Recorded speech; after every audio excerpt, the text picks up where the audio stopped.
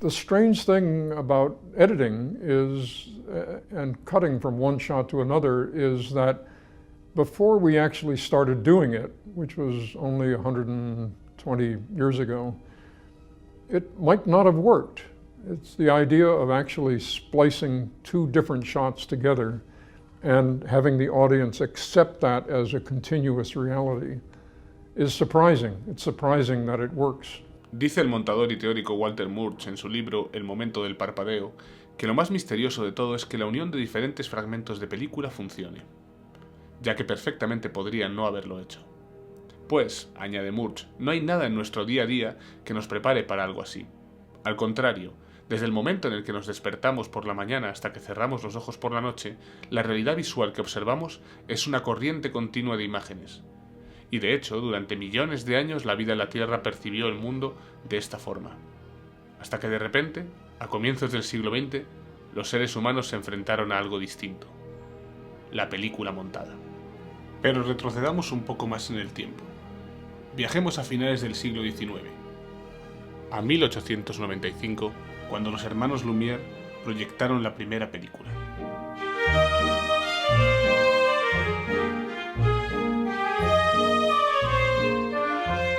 Estos son imágenes pertenecientes a las primeras bobinas exhibidas por los Lumière. Gatitos, exhibiciones atléticas, bromas. ¿Cuánto se parecen al contenido que observamos en plataformas como YouTube o Instagram? Y es natural. Hay un elemento ausente en todo esto: el montaje. Son solo planos sueltos. He aquí el primer empleo del montaje. Su uso como truco visual. También tiene su equivalente actual, empleando exactamente la misma técnica.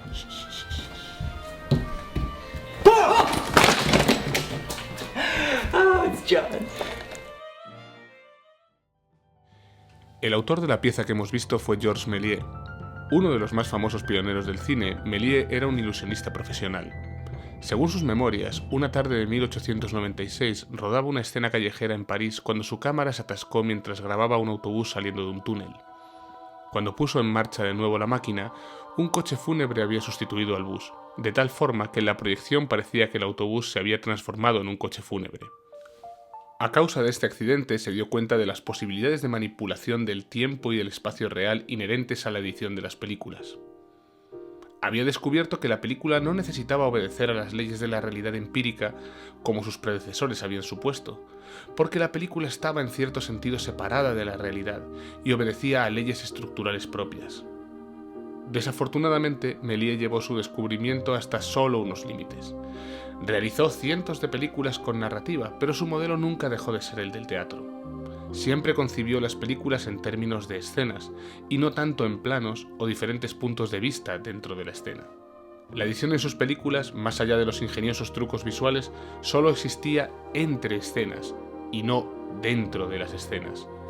Planos fijos en los cuales los actores se movían como si el encuadre fuera el proscenio de un teatro, y una narración en la que los cambios en el tiempo y el espacio coincidían siempre con cambios entre escenas. David Ward Griffith hizo más que ninguna otra persona por desarrollar el lenguaje narrativo del cine y convertir un medio de entretenimiento estéticamente inconsecuente en una forma artística completamente articulada. A lo largo de cientos de cortometrajes desarrolló una serie de técnicas narrativas que se instalaron en adelante como patrones para toda la producción cinematográfica.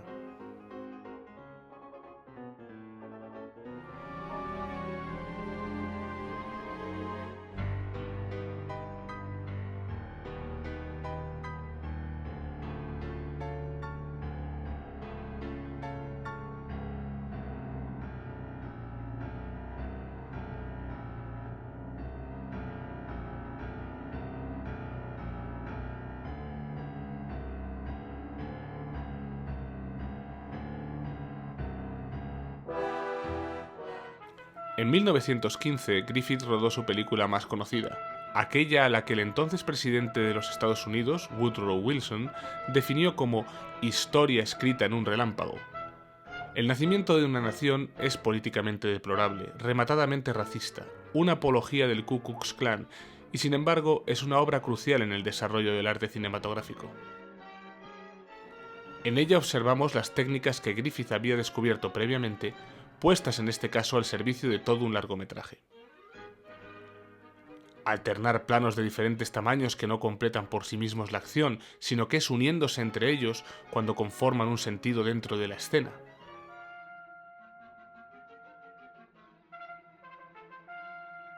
Alternar planos que relatan acciones que suceden en diferentes lugares de manera que se da la sensación de que unas y otras suceden mientras tanto.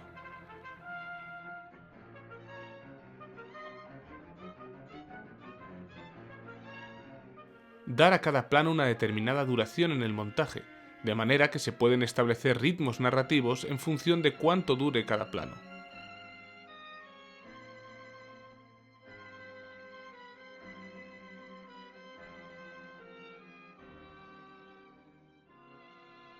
Observemos esta secuencia. Se trata de la recreación del asesinato del presidente de los Estados Unidos, Abraham Lincoln, a manos de John Wilkes Booth, en el Teatro Ford en Washington. En ella podemos apreciar cómo Griffith emplea diversos tamaños de plano dentro de la escena, diferentes puntos de vista, cómo mediante el montaje nos muestra no solo la escena teatral y la platea, sino los pasillos traseros que comunican los palcos. Comparemos esto con respecto a la concepción frontal que habíamos visto en el ejemplo de Méliès, cómo emplea el plano detalle para resaltar y añadir tensión a la acción.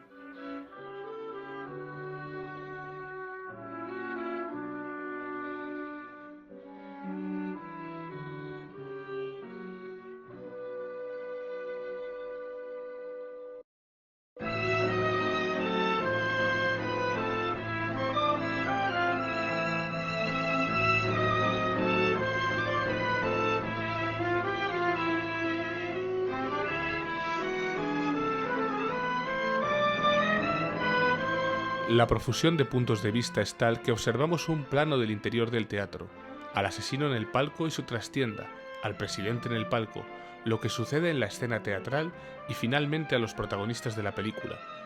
Esta escena está rodada hace más de un siglo, pero en la manera en la que está concebida no se diferencia de cómo se rodaría hoy mismo para una serie de Netflix.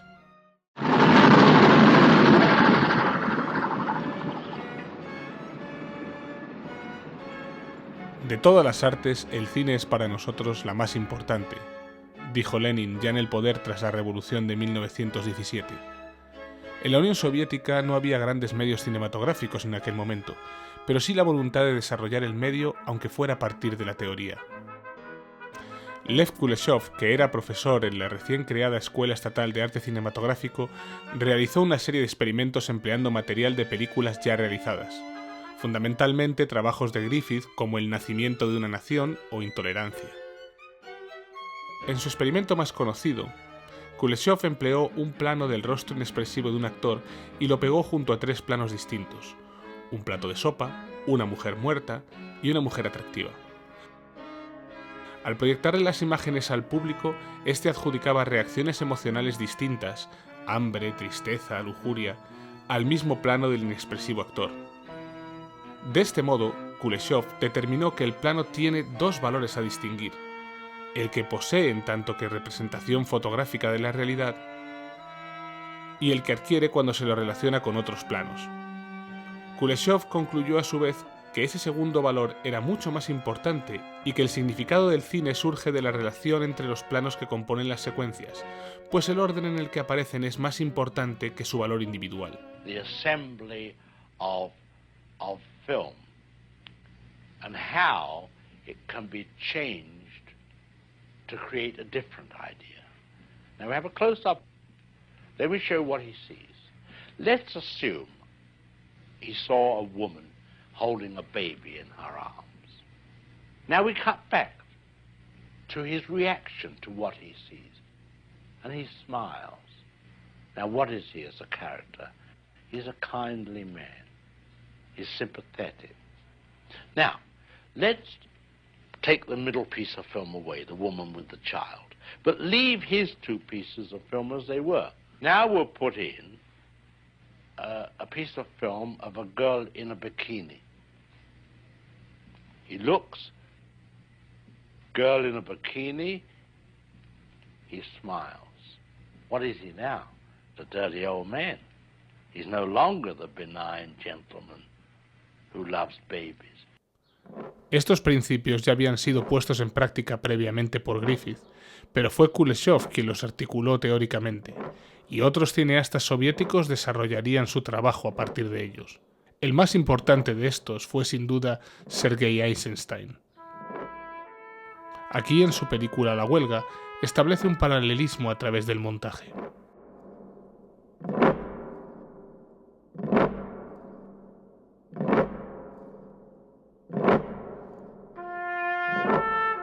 Esta secuencia corresponde al final de la película. En ella los huelguistas son aplastados por las fuerzas del orden del zar.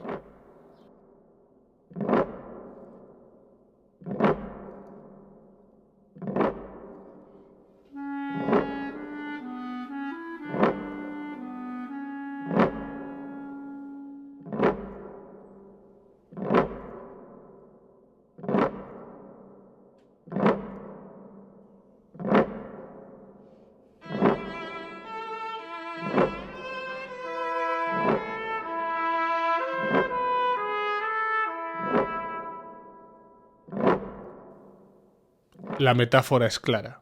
Los huelguistas son al ejército lo que el ganado al matarife.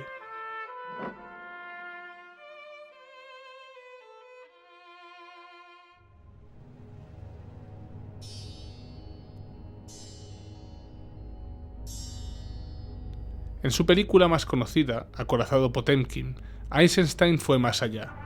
El film narra la historia de un motín que tiene lugar en un buque de guerra antes de la Revolución. Los marineros se rebelan ante la inhumana condición a la que están sometidos por sus superiores.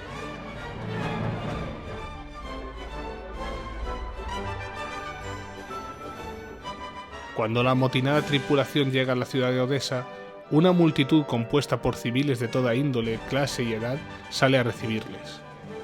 De nuevo son las fuerzas militares del zar quienes les reprimen violentamente.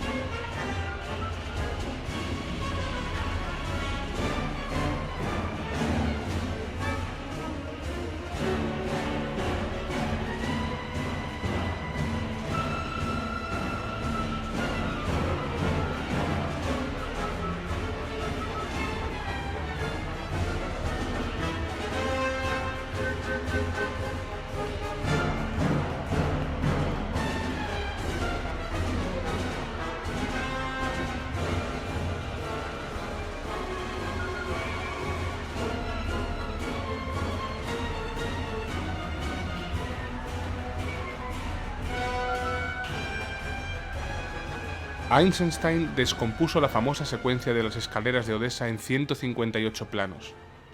La acción no se desarrolla tanto dentro de ellos como mediante su asociación. Toda la violencia tiene lugar en el montaje. Del mismo modo en que 35 años más tarde, Alfred Hitchcock no tendría que clavar ningún cuchillo en la piel de Janet Leigh para resolver su famosa secuencia del asesinato en la ducha en Psicosis. Si Griffith había descubierto la manera de poder narrar en continuidad y manejar los espacios y los diferentes tiempos narrativos, Eisenstein había puesto en práctica los principios teóricos que demostraban que la yuxtaposición de imágenes genera nuevos significados, tanto en un sentido metafórico como en un sentido narrativo. El viaje desde una fábrica en Lyon hasta las escaleras de Odessa había durado 30 años, pero las funciones del montaje tal cual lo entendemos estaban ya formuladas en 1925.